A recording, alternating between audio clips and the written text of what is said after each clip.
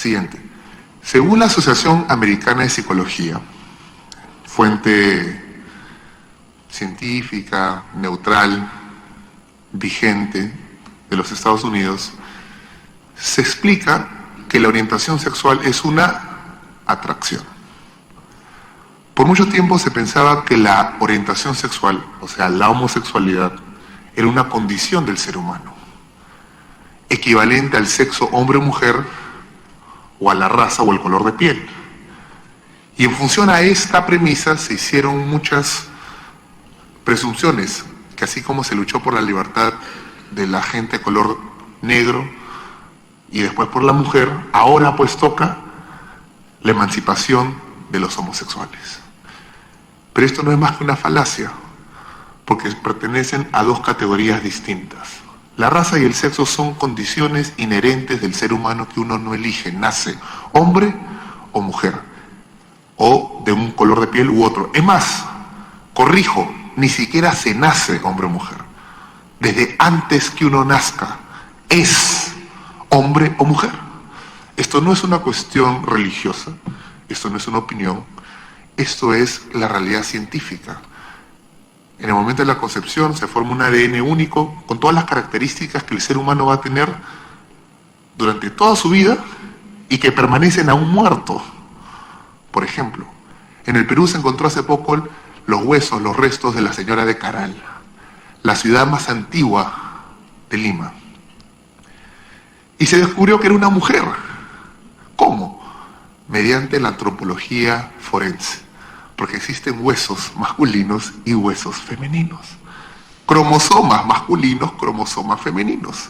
Composición cerebral masculina, composición cerebral femenina.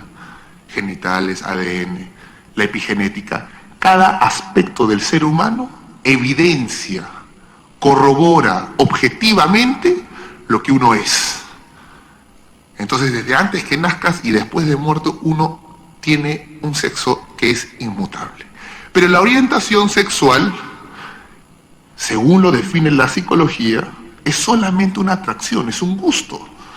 Y este gusto puede ser romántico, sexual o afectivo duradero hacia otros, pero finalmente es un gusto. Uno podría decir entonces, así como hay orientaciones sexuales, también existen orientaciones gastronómicas y orientaciones deportivas, que son gustos. Y si a alguien no le gusta el cuy, no es cuifóbico. Si a alguien no le gusta a los hombres, no es homofóbico. Y si a alguien no le gusta la Alianza Lima, no es alianzafóbico. Porque las atracciones, los gustos, los sentimientos no pueden ser ni protegidos, ni promovidos por la ley, ni regulados. ¿Por qué? Porque pertenecen al ámbito íntimo y privado del ser humano.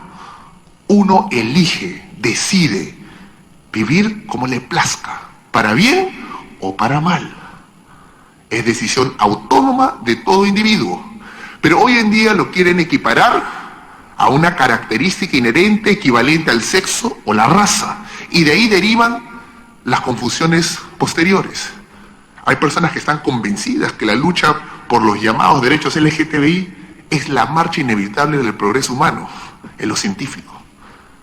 Pero esto parte de una premisa falsa. Por eso el gran filósofo griego, Sófocles, decía: la verdad puede más que la razón. Porque una vez que uno descubre la verdad y corrobora, lo estudia, no es una opinión, no es una creencia, cualquiera puede corroborar, que la orientación sexual es únicamente un gusto, entonces la premisa que había construido esa conclusión, que era equivalente al sexo o la raza, se desmorona por sí mismo. La verdad puede más que la razón. ¿Y qué es entonces la identidad de género? Tercer término. Orientación sexual, un gusto. Sexo es lo que uno es. Ni se nace, ni se muere, uno trasciende.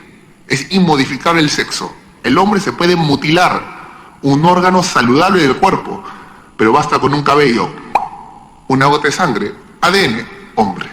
El sexo es incambiable, no se modifica, imposible. Uno se puede mutilar, pero no modificar su sexo. Entonces, la legislación y las políticas públicas, el derecho nacional e internacional, tienen que emitir votos de conciencia. ¿Por qué se habla de conciencia? Porque es con ciencia, con conocimiento, lo que está verificado por la misma ciencia. No tiene nada que ver con la creencia religiosa, no tiene nada que ver con la opinión. Es ciencia pura, dura, verificable a través de la anatomía, la genética, la epigenética. Es lo que somos, es la antropología, el estudio del ser humano. Pero hoy en día se quiere abolir al ser humano racional, científico, y reemplazarlo por un ser teledirigido, un ser emotivo, un ser subjetivo. ¿Qué es entonces la identidad de género? Esta expresión. La identidad de género es esta noción falsa de que uno puede construir su propio sexo o su propia identidad. Y para hacerlo más coherente o más persuasivo, colocan al sexo un adjetivo: el sexo biológico y el sexo psicológico. Pero no hay sexo biológico ni psicológico, el sexo es hombre o mujer. Porque que un hombre se sienta mujer, ¿lo convierte en mujer? ¿Y cómo sabemos que no? Si él dice, soy mujer, si él gana la batalla jurídica y política para que lo llame mujer, ¿es mujer? Si te mete a la cárcel, ¿es mujer? Si te mata, ¿es mujer? No es mujer. Porque son hechos objetivos, científicos, corroborables, que escapan la opinión subjetiva del ser humano. Pero esta teoría falsa dice que uno puede construir su identidad sexual en función a sus experiencias subjetivas. Y la psiquiatría clasifica esto hasta el día de hoy, según la DSM-5, que es la Asociación Americana de Psiquiatría del año 2015, y el CIE-10, que es la Clasificación Internacional de Enfermedades de la 10ª edición de la Organización Mundial de la Salud, como trastornos de identidad.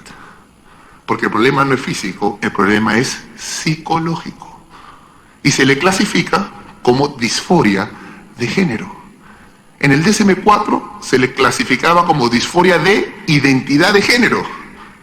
O sea, han retirado un término clínico y lo están promoviendo en política pública para que de ella emanen supuestos derechos. Siguiente.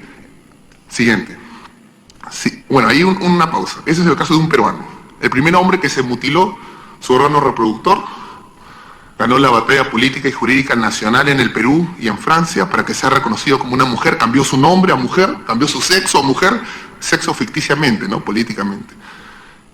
Y después denunció al Estado francés y recuperó su identidad, su nombre de Carmen Claudia Fernando y su sexo de mujer a hombre. Y cuando llega el caso a la Corte Suprema de Francia, los jueces piden y solicitan las pruebas médicas. Examen bioquímico, ¿qué dice? Hombre. Genético, hombre. Cromosomático, hombre. Obviamente es hombre. Recuperó su identidad, su nombre, y ahora es Fernando Ñaupari. Siguiente, por favor. Ahí hay un caso, una imagen de un niño, Tomás, inglés, de 8 años, que sus madres, que supuestamente lo habían adoptado, que en realidad eso es una precisión importante. Puede sí, pero debe de haber adopción de parejas homosexuales, o dos hombres, o una pareja, o una persona soltera. ¿Existe el derecho a adoptar? Muy bien, no. ¿Y por qué no? Porque existe el derecho del niño a ser adoptado. ¿Y por qué? Porque existe el interés superior del niño a recuperar lo que perdió, un padre y una madre. El niño no es un producto, no es un saco de arroz para satisfacer un vacío emocional, sentimental o una meta ideológica. El ser humano no es un medio de realización de nadie, es el fin supremo del Estado. Pero en países donde han subdesarrollado en sus políticas, han ido en un regreso moral, permiten este caso, y este niño Tomás, siguiente, de 11 años, sus madres decidieron aplicarle hormonas, siguiente, y ya no llamarlo Tomás, sino Tammy, de 11 años. Tammy. Le inyectaron bloqueadores de hormonas para evitar que desarrolle su vello facial, cambio de voz, hombros. Y esa es una experimentación directamente con los seres humanos, al estilo nazi. Se está experimentando con los seres humanos, deconstruyéndolo primero, porque no respetan su identidad científica. No eres lo que eres lo que sientes. Es la voluntad del hombre por encima de la naturaleza. El lema de Hitler, que puso el ciclo de la vida, el símbolo budista, 45 grados al costado, para decir que la mera voluntad del hombre era capaz de modificar el ciclo natural de la vida. Es lo mismo. Siguiente. Y esto, en vez de ser denunciado, lo celebran y ya no le llaman ideología de género. Nada menos que National Geographic de este año, en su portada de febrero, ya no le llama ideología de género, sino revolución de género. Y en la portada hay un niño, hombre de 9 años, vestido de mujer, que le dicen que es su derecho decidir qué ser. ¿Y por qué se dan estas situaciones de supuestos derechos sexuales del niño o la identidad? Porque finalmente el Estado lo que hace es deconstruir la primera institución que es el fundamento y la base de la sociedad, que es la familia. Y al destruir la familia, entonces el Estado se asume como el ente regulador moral de cómo administrar tu vida personal y familiar. Por ejemplo, en Noruega hay un caso particular. Noruega, que uno pensaría que es un país plenamente desarrollado, tiene un problema actualmente. Las familias, existe una institución del Estado que se dedica, el Estado, a evaluar cómo desarrollas la crianza de tus hijos. Y han investigado a más de 44.000 familias. Imagínense que suben a su puerta de su casa. Queremos saber cómo crían a su hijo. Ah, no, aquí hay mucha homofobia. No. ¿Y saben qué pasa? Secuestran a su hijo. Se lo lleva el Estado. Y le entregan en adopción. ¿Por qué? Porque ya la familia fue abolida. No hay derechos de familia.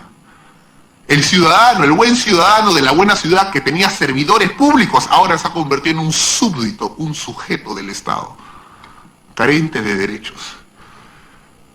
¿Tienes ahí el video? Entonces, des souffrances individuelles. On m'a enlevé mes 2 garçons il y a 2 ans et demi. Se mêlent à des mémoires brisées.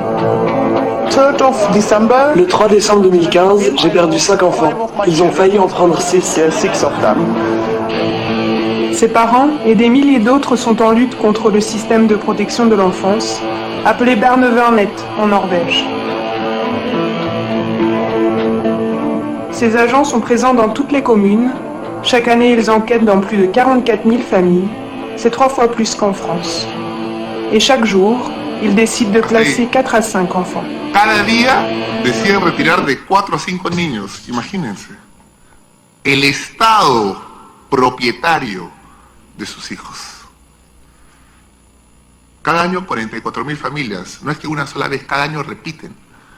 Y se llevan 4 o 5 hijos, lo dan en adopción. Pierden la patria potestad. ¿Y por qué se dio esto? Y ahora vamos a ir a terminar la parte de las diapositivas para explicarlo. Y saltémonos a la Declaración Universal de los Derechos Humanos, por favor.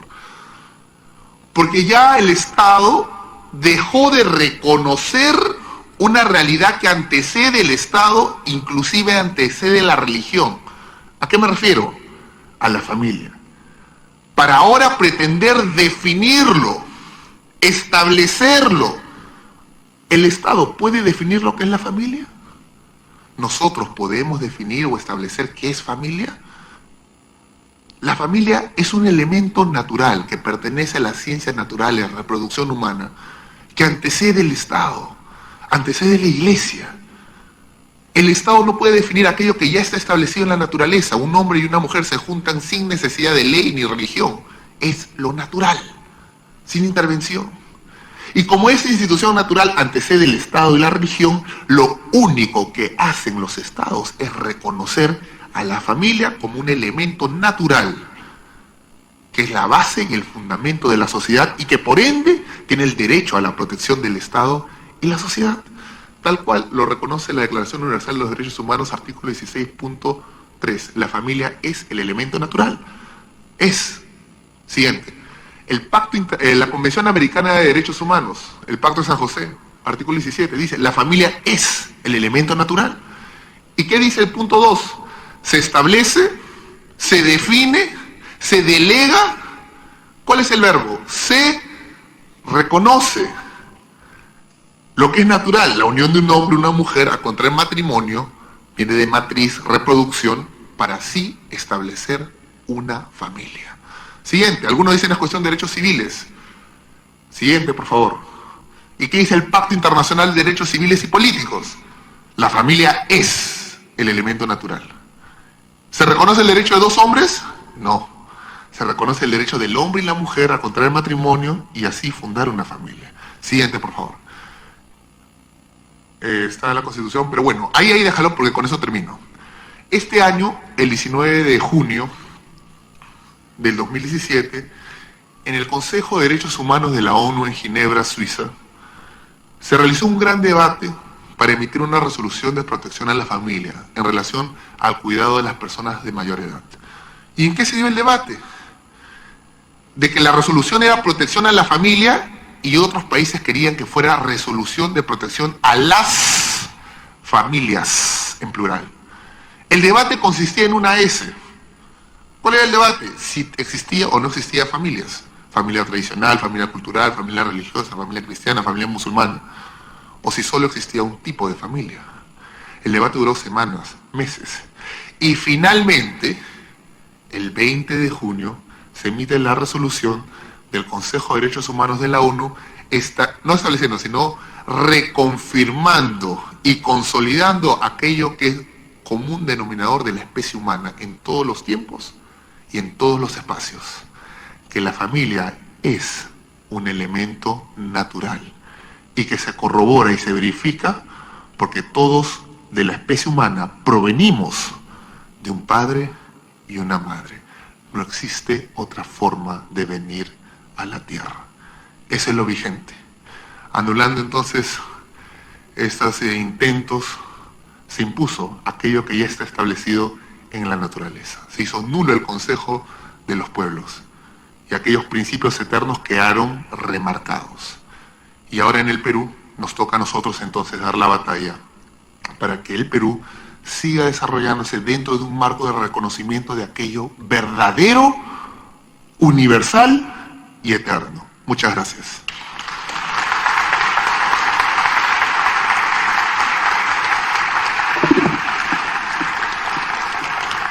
Muchas gracias.